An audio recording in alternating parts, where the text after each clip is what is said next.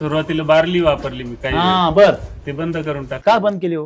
ते विकनेस यायला लागला गायला ते. नाही काही बोलता तुम्ही राव हे नाही मला युट्यूबवर कमेंट्स करणारे लोक ते मला सर बार्लीमुळे माझं दूध चालली का नाही गाई तब्येत सुधारली एक जणांनी कमेंट्स केली तब्येत सुधारत नाही. मग त्याला मी सायंटिफिक रिसर्च करून सांगितलं मी स्वतः बारली वापरत होतो. बारली सुरू केली, त्या बारलीने असं केलं का जवळजवळ गायांचे सापळेच तयार किती केले. दिवस दूध चाललं तुमचं आधी? वर्षभर चाललं. लक्ष नोट करा, सगळ्यात महत्वाचं हे बार्लीमुळे वर्षभर दूध चाललं. वर्षभर चालल्यावर माणसाला कसं काय वाटेल याच्यामुळे दूध वाढत नाही? पण वर्षानंतर अशी परिस्थिती झाली की एकही गाई गाभा नाही राहिना, गायांच्या पिशव्या लूज झाल्या. डॉक्टर म्हणायचा का तुम्ही गिनी गवत बंद करा, बारली बंद करा.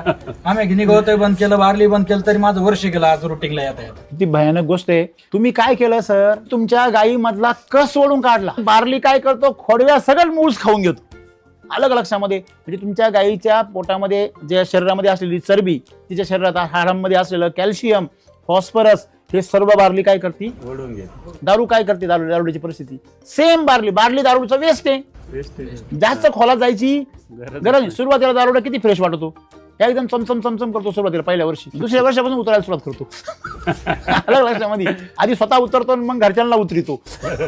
बरोबर आहे की नाही? कर्ज बिर्ज वाढवितो. सेम गाईचं होतं. म्हणजे बार्ली तुम्ही सुरू केली. सर्व शेतकऱ्यांनी लक्षात ठेवायचंय, जी गोष्ट तुम्हाला रिझल्ट देते ती कशा प्रकारे रिझल्ट देते याचा सायन्स तुम्ही जाणून घेतलं पाहिजे. तुम्ही जर जाणून नाही घेतलं तर तुम्ही मूर्खात निघाल भविष्यामध्ये आणि स्वतःच्या पायावर काय माराल?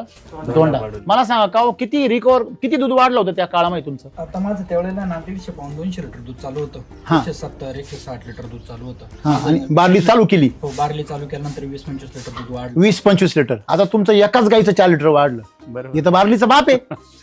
अजून आता 6 महिने झाले काय अजून सगळे. मग अजून 6 महिने अजून 55 ते 58 लिटर दूध डिलिव्हर. अजून 6 महिने सापळा होईल त्यांचं. नाही म्हणून नाही बार्ली सारखा का? गॅरंटेड नाही म्हणून.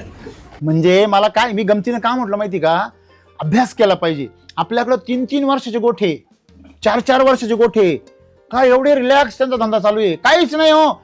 15-20 गाय आणि एकच माणूस गोठा सांभाळतो. हे बरोबर का? खर्चच नाही ना काही.